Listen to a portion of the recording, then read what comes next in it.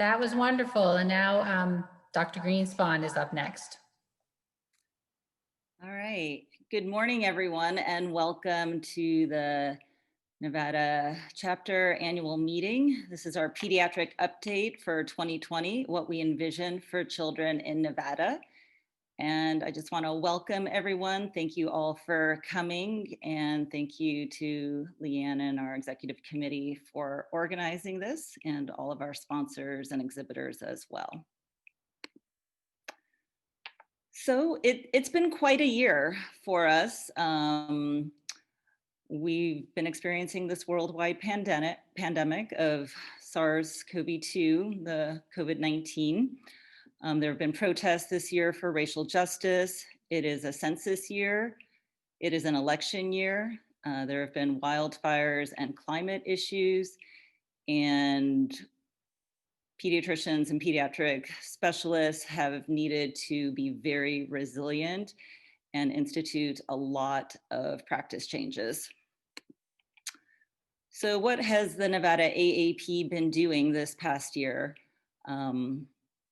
Well, early on, we were able to do some medical students talks at Touro University. Since our last AAP meeting at the end of 2020, we also had an advocacy event with the students and residents at UNLV. But since March, everything has been virtual. We have followed the lead of the national AAP and have converted pretty much all of our events to virtual. Our walk with the doc has been virtual, and you'll hear a little bit more about that. The annual leadership forum, which typically happens in March with chapter presidents, section heads, executive directors, it's pretty much leadership from all across the US and Canada. We'll meet in March. That got postponed, as did all of the district meetings. We did meet virtually in August, and then the national conference and exhibition was also virtual. We have welcomed new set of residents from UNLV, and that has also been virtual. We needed to do a lot of pivoting. We had many things planned. One of them was multiple talks with Dr. David Schoenfeld from Los Angeles, who spoke on mental health and supporting children who are grieving. Those were done virtually, but we still continue to advocate for children and for our members. We've been really active with media, both traditional as well as social media. Members of the chapter have done interviews with different news channels, newspapers, been active on Twitter and Instagram and Facebook. And if you are a pediatrician or active on social media, you can feel free to tweet during this meeting. I have our handles there. We have been doing more on YouTube. We also have a blog. So you hopefully are seeing our blog posts, and any member is welcome to submit and write about a topic that you feel passionately about. We have our website and also newsletters for the chapter, as well as a separate Walk with a Doc newsletter.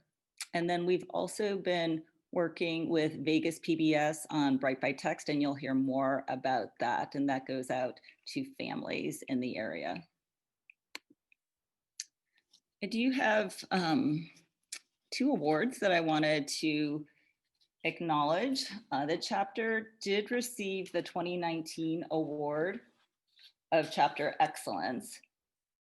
This is for excellence in programs that promote the health and welfare of children for a small chapter. Up until very recently, our chapter has been considered a small chapter with less than 200 voting members. As of July, we became a medium chapter. The numbers kind of vary month by month, but officially for this year, we are considered a medium chapter. So thank you to everyone who is a member. Also, I wanted to recognize Dr. Deb Hendrickson. She is a pediatrician in Northern Nevada, And this is to recognize her for distinguished service and dedication to the mission and goals of the Academy, for her dedication to children in Northern Nevada, and advocacy related to the impact of climate and environmental changes on children. She was a speaker last year at the National Conference and Exhibition, and is writing a book on the impact of climate change. So we will get this award to you, but I do want to acknowledge all that she's done for the children in Nevada. So thank you, Dr. Hendrickson. Oh, thank you very much. Appreciate it. Thank you. Okay. Do want to acknowledge our executive committee. Again, I'm Pam Greenspon. I'm the president of our chapter, and we will be transitioning leadership in January. So vice president right now is Dr. Vanessa Slotz. You've met our secretary treasurer, Dr. Mitch Strominger. Our past president is Dr. Betsy Wong, and our executive director is Leann D. McAllister. Do you want to say a few words about our board? And again, if you hear about any topics that you're really interested in, or you don't hear about something that you're very excited about, please reach out to us because we would love to have you involved. Dr. Priachib is our chapter breastfeeding coordinator and was very monumental in getting Dr. Thomas here today with a grant. Our e-cigarette champion is Dr. Cucalon Calderon. You'll hear a little more from him.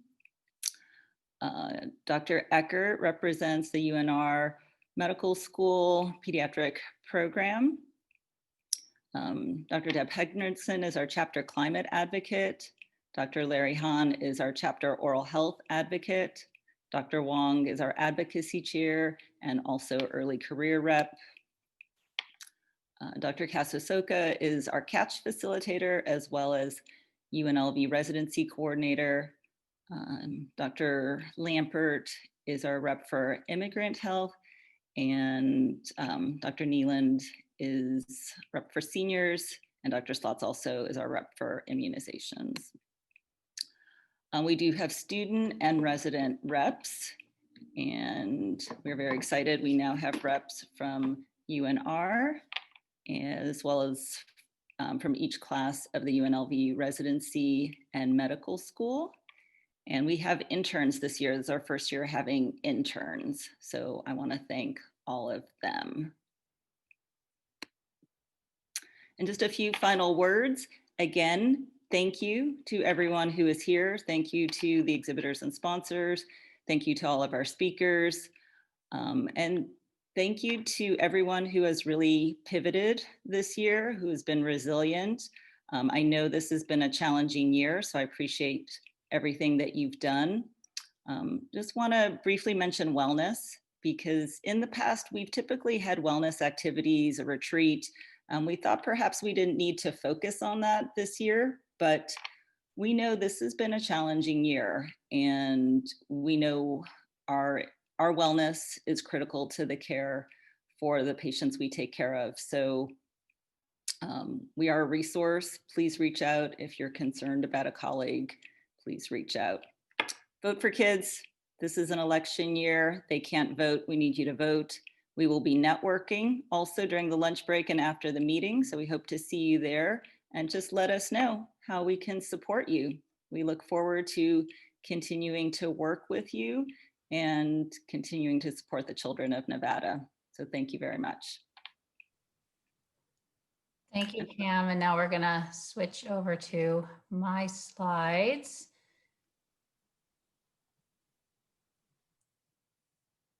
For anyone who doesn't know me, I'm Leann McAllister. I am the executive director of the Nevada chapter of the American Academy of Pediatrics.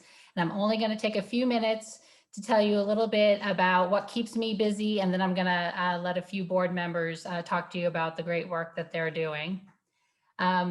So even though I've only been with the Nevada chapter for about 1.5 years, I feel like I've been part of the American Academy of Pediatrics for 20 years, being married to a primary care pediatrician. Actually, I went to my first national conference in 2004 when my husband was then a resident and an active member of the Air Force, and he presented a poster on attitudes of safe gun storage in military families. I have always been a fan of the American Academy of Pediatrics, and really now I'm enjoying running the Nevada chapter. So I split my time between 3 different jobs. I'm our liaison with the National AAP. I work to support our members, and then I work on state advocacy projects. This year, I think most of you know, the American Academy of Pediatrics is celebrating 90 years, representing 70,000 pediatricians, mostly in the US, but also Canada, Mexico, and internationally. This last national conference had so many international pediatricians represented. There are 65 chapters. Big states like California have 4 chapters. Dr. Greenspon was explaining that we've moved from a small to a medium-sized chapter. But what's really wonderful is that in addition to the weekly meetings with the American Academy of Pediatrics, I also have a network of all the executive directors at all the different chapters who are so helpful in teaching me best practices of programs that work in Ohio and work in Illinois or have worked in Massachusetts, that then we can see what we can utilize from other chapters to help improve pediatric outcomes here in Nevada. The American Academy of Pediatrics, as you all know, is known for their clinical guidance. And recently I was watching Nevada Week on public television and was so excited to see the superintendent of the Clark County School District, Jesus Jara, say that he was following the American Academy of Pediatrics guidance for opening up schools. So our influence is definitely felt. And at the national level too, they're pushing for federal advocacy for children and advice for parents. And I see my role as taking that national advice and utilizing it in ways that are meaningful here in Nevada. In terms of supporting the members, I work most closely with the executive committee and the board members, but I've also done a lot of work to help improve communication for all the members. You're all getting my emails once or twice a month when I think there are important updates and opportunities that I think you'd want to know about. But in this coming year, I want to focus more on promotion of members. Right now, families can go to our Nevada AAP website and find a pediatrician. They can watch the past videos from the Walk with the Doc. But I want families in Nevada to know that we're the go-to place for quality parenting information and to find you guys, to find a great pediatrician in their community. And then lastly, the state advocacy. What makes us special is that we're focused on Nevada, right? If you've seen one Medicaid program, you've seen one Medicaid program. They're all different, and so I've worked hard to have some good relationships with Nevada Medicaid, and certainly want any member who's having trouble with the state Medicaid, understanding policy, understanding payment, to use me as a liaison to coordinate with the state Medicaid office. I attend as many open meetings as I can with elected officials. I do make public statements when appropriate on behalf of the chapter, and those are always circulated to members in the email updates. Over this last year, I've gotten to know so many great advocacy partners, Immunize Nevada and the Maternal Coalition, which are supporting us today. But we've also recently just got a grant to work with the Children's Advocacy Alliance to help improve keeping kids connected to care during COVID. So it's really been wonderful for me I'm a Massachusetts transplant, getting to know the Nevada advocacy leaders, and they've really taken me on and helped to show me the way. And along those lines, very shortly, members are going to receive a survey of all the possible legislative issues that we think are going to come up in the 2021 state session. And I want to know from members of the 20 to 25 different possible topics that are probably going to come up in this next session. What's your top 3? What are the top 5? What are the issues that you think we should be putting our advocacy efforts behind? So, so definitely be looking for that survey. So with that, I'm going to turn it over first to my husband, Dr. Terence McAllister, who's our chair of Walk with Doc. He's going to tell you a little bit about that. All right, thank you. So yeah, we've been doing Walk with the Doc for about 4 years now. We started in Las Vegas, and then we opened a chapter up in Reno as well. Walk with the Doc is a international organization found all over the world. It was originally started by a cardiologist as a way to get his patients out walking, but it has spread since then. And we have a chapter that's focused on kids' time, focused on getting kids out and getting them more active. The pandemic has certainly changed what we do quite a bit. So we went from doing in-person walks, both in Las Vegas and Reno, to doing one online remote walk. And I think it's worked out pretty well. There are some bugs we had to work out at first, but we've been pretty successful. I think we've had 7 so far. And the big advantage actually that we found with the virtual walks is that we post them on our website afterwards. So the information is there for people to come back at another time to look at it, to learn what we were talking about. And one thing we always talk about at every Walk with the Doc is the importance to go out and walk. And so we're definitely promoting health and promoting physical activity among kids here in Nevada.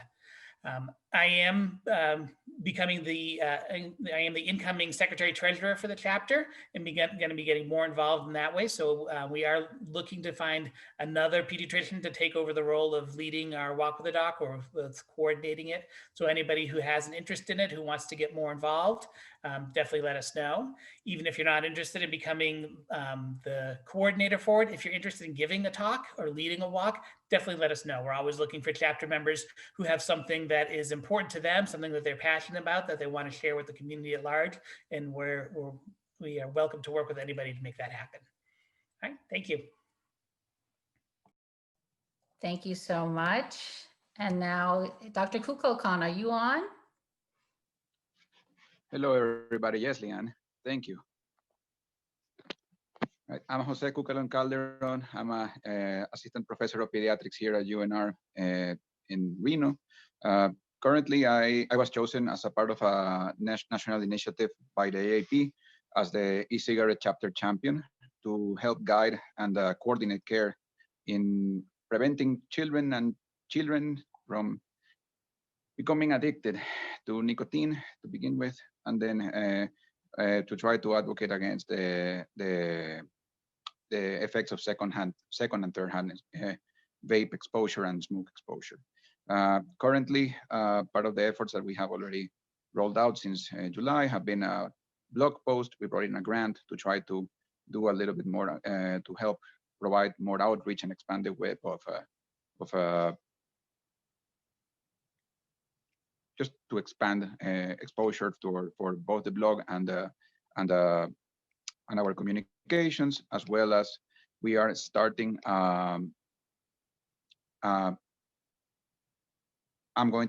In November, I'm going to start with a completely in Spanish Walk with a Dog program that we, depending on the catch, we are going to see how we can expand further down the line. Of course, the initial topic is going to be vaping cessation and e-cigarette nicotine addiction for both parents and teens. I'm happy to be a part of all of this, and I'm looking forward to any suggestions, recommendations, and absolutely any interest that any chapter member may have in helping me coordinate all of this. Thank you. I'm really excited because the grant that Dr. Cucalon Calderon secured gave me some money to try Facebook ads for the first time. I'd never done that before. We've gotten well over 1,000 exposures just targeting Spanish-speaking people in Nevada. We have over a dozen people already signed up for his November walk, which is, I mean, usually people don't sign up for our English language walks till about a week ahead. So I'm here to say social media advertising is working. So that's been an interesting experience for me. Dr. Lampert, are you with us? Yes, I am. Please tell us a little bit about what you're doing. Oh, hold on, my camera's not in the right place. There we go. So I'm just going to give a brief update of some things I learned at the recent national meeting of how it pertains to immigrant health. First, for those who don't know, about 25% of kids in the US live in an immigrant family, whether that be that their parents were immigrants and they were born in the US, which is the majority, or that they themselves have recently immigrated. And one of the key takeaway messages recently was that we should be asking people about their migration history at our well child visits, or if they're a new patient when they show up, reassuring them that we're not going to share this information and even not documenting, especially if when you're asking about status, don't put that in their chart, but so that you know.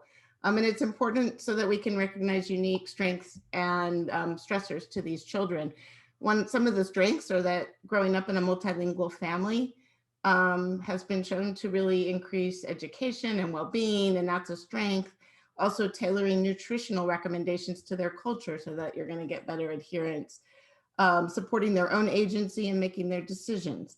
But there are also stressors. They may have experienced food insecurity both during their migration path or once they got here, which could affect their eating behaviors and their adherence to nutrition recommendations.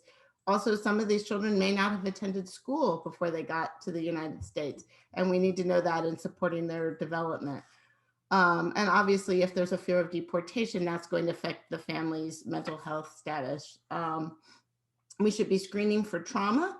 If they are refugees or recent immigrants, you can go onto the CDC to look at specific health recommendations, like certain blood tests you need to be doing, different from our standard recommendations.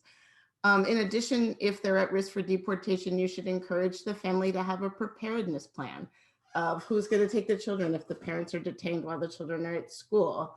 Right now, because they're at school virtually, not so much an issue, but in the future, and it helps decrease their stress knowing that there's a plan of exactly what's going to happen if the worst happens. And then finally, what we should be doing as doctors and as the AAP is advocating for comprehensive immigration reform, advocating for access to healthcare for these children, et cetera. So that's what we're going to be working on as a chapter, is coming up with some advocacy points like the survey that Leann mentioned. And I look forward to continuing to work with you guys. Yeah, that's exciting. So, and Dr. Lampert has already had one blog post published, and we have another one coming out in the next week or so. So that has been fantastic. And last, we have medical student Emily Breslow. Emily, are you with us? Yes, I am. Hi, everybody. I'm Emily Breslow. I am a second-year medical student here at UNLV School of Medicine, and I have been working as our school's delegate to the Nevada AAP for the last year or so, and helping with the PBS Bright by Text program. For those who don't know, it's a program that aims to distribute community-specific, so really Nevada-specific texts to registered parents on a variety of different pediatric health-related topics. So lately, we've been promoting different vaccine clinics, the Walk with a Doc events, different WIC nutrition programs, and in the past, we've been able to promote different local nonprofit events and resources, such as Adam's Place, which gives resources to grieving children and families, and Get Outdoors Nevada, which tries to connect Nevada kids with all the great outdoor spaces that we have. A fellow medical student and a colleague of mine, Alex Sauceda, has been helping out with translating all of these text messages into Spanish, so we're able to target that population as well. And it's just been really great to distribute this information to hopefully reach some more folks who need it, but also I think as a future physician to see what resources are available. It's really important for me to see what gaps there might be. So I thank the Nevada AAP for letting me be involved with this. Yeah, thank you, Emily. Thank you, Alex, both. I started this program, actually, I met the folks from Vegas PBS at last year's annual meeting, and we started this program, and then there just weren't enough hours in the day for me to keep up with it. So I was so excited when Emily and Alex were willing to take the ball and run with it. Certainly, if chapter members have events for parents of young children up to age 8 that they want us to promote through the Bright by Text, send them our way. And if you have families that you think might benefit from this program, there's information on our website of how people sign up. All right, so I'm just going to use my remaining time. Certainly, if you guys have questions, we'll take some questions. But just to tell you a little bit about NevadaAAP.org, I think I update this website pretty much every day. There's always new information on there. I have one section for families where they can link to healthychildren.org to get AAP's parenting advice. They can use the Find a Pediatrician feature. They can also get hooked up with local resources, WIC and Nevada 211. And then the next section is for pediatricians. And that's where any pediatric provider, members or non-members, can find resources, national, but more importantly, state resources. when you're practicing medicine, when you need to find resources for parents, if you wanted to volunteer, if you wanted to be a mentor or find a mentor, there's information on that part of the section. The calendar is chapter events, AAP events, and some of our partner events. And it's a Google Calendar. So there are instructions on if you want to just have, you know, if I put on Grand Rounds up at Reno on the Google Calendar, it will just automatically appear in your own Google Calendar. So you can set that up. Our blog is where I want you all to have a voice. I want members to write about what's important to them, to help make it clear what the American Academy of Pediatrics and its members stand for here in Nevada. And then there's a section about us, about leadership opportunities, and my contact information, right? We're not a big operation. It's my email and my cell phone. And I welcome any member to reach out to me at any time.